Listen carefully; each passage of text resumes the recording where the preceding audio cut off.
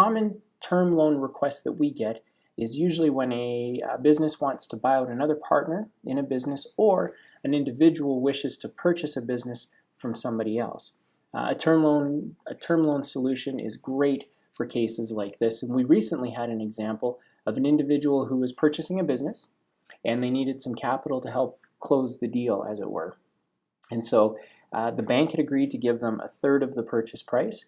The purchaser, or our client, had a third of the purchase price in cash, and then had negotiated a deal with the seller of the business that he would defer getting the last third of the purchase price until after the bank had been paid. And so the interest rate was just over 4%.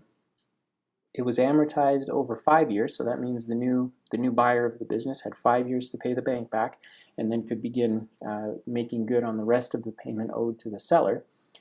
Business is healthy, great margins. It looks like the client could probably pay the bank back in 3 years, 2.5 years maybe, given the margins of the business.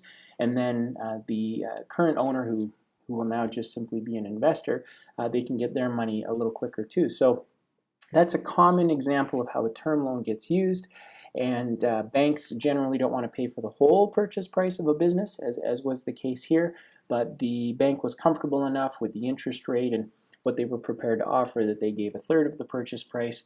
The individual buying the business put up a third in cash, and then the individual who was selling the business agreed to take a third of the money after the bank had been paid. And so there's an example of how you might want to consider a term loan for your situation. And if you want to see what that looks like, visit emilynow.ca, punch in some numbers, and see what it means for you.